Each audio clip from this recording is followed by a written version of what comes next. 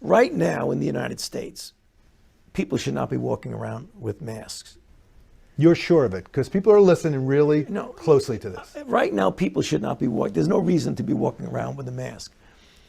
When you're in the middle of an outbreak, wearing a mask might make people feel a little bit better, and it might even block a droplet, but it's not providing the perfect protection that people think that it is. And often, there are unintended consequences. People keep fiddling with the mask and they keep touching their face.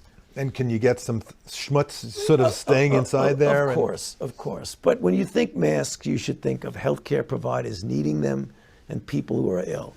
The people who, when you look at the films of foreign countries and you see 85% of the people wearing masks, that's fine. This video will occasionally cut away to the Illuminati New World Order playing cards. While the history of these cards is remarkable, the only thing you need to know about them for now is that they are copyright 1994-1995. Once again, the only thing you need to know about them for now is that they are copyright 1994-1995. While not a legal standard of proof, something which should be demanded, the sheer number of coincidences in these cards is beyond coincidental. These cards are highly effective in opening people's minds to realities they have been trained to dismiss.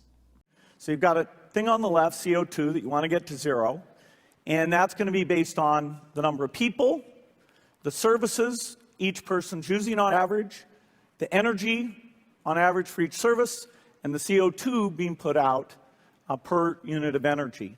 So let's look at each one of these and see how we can get this down to zero. Probably one of these numbers is going to have to get pretty near to zero. That's back from high school algebra, but let's take a look. First, we've got population.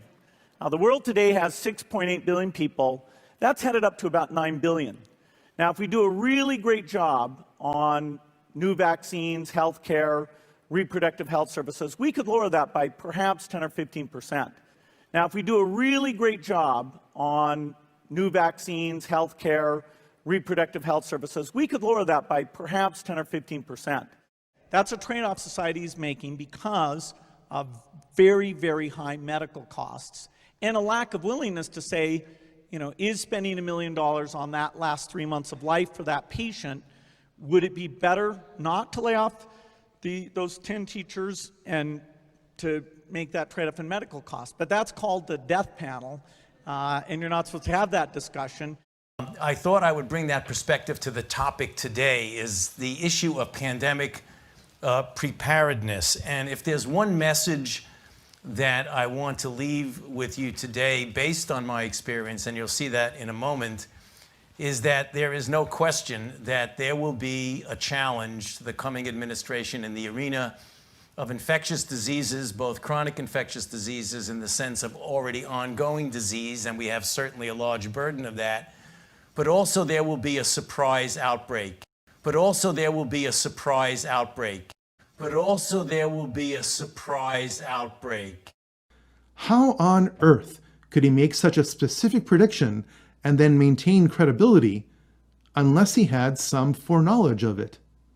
The department headed up by Dr. Fauci within the NIH gave millions of dollars worth of grants to the Wuhan lab where COVID-19 was accidentally released.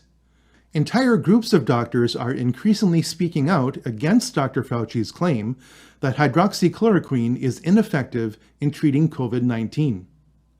Thanks to the Buy-Dole Act, Dr. Fauci can make piles of money through vaccine patents granted to the NIH, in spite of the NIH being publicly funded. Read this Rockefeller Foundation document written a decade before the full effects of COVID-19 were known. It discusses how, in the wake of a pandemic, the world will be held in lockstep with the elite's plans, ending with things like more regulations and biometric IDs. COVID-19 was the cover story created for public acceptance of the Great Reset of the global economy now underway. The founder and head of the World Economic Forum, Klaus Schwab, literally wrote a book in 2020 called COVID-19, the Great Reset.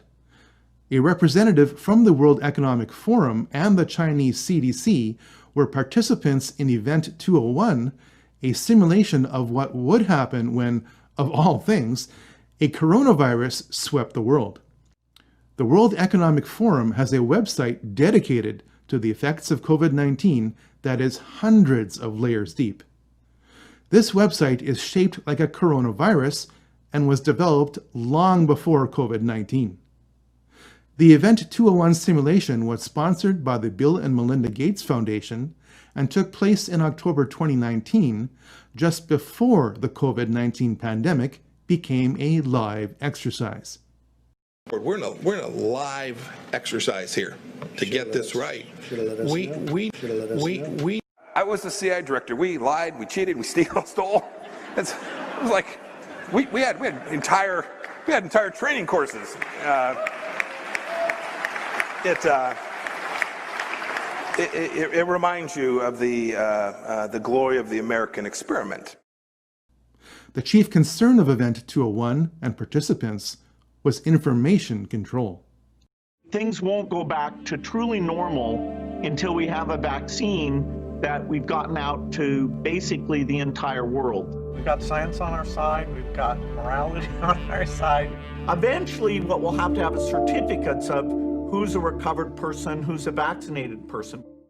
In fact, the proofs relied on here are so extensive that it can be predicted with some certainty that the next engineered pandemic wave will be greater than the first, to ensure that even our thoughts are in lockstep with the plans of the elite.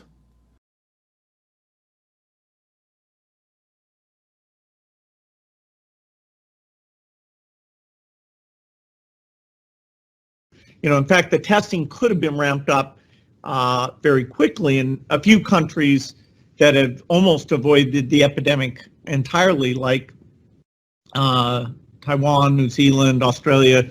They took their experience and actually prepared, and so they moved a lot faster. So we, we'll have to prepare for the next. We'll have to prepare for the next one. That, I'd say is will get attention this time. Will get attention this time. Mm-hmm.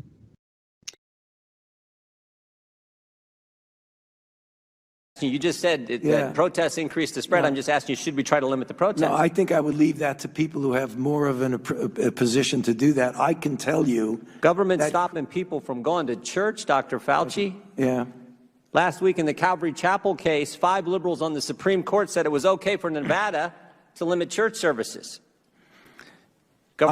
Justice Gorsuch said it best. He said there's no world in which the Constitution permits Nevada to favor Caesar's Palace over Calvary Chapel. I'm just asking, is there a world where the Constitution says you can favor one First Amendment liberty, protesting, over another, practicing your faith?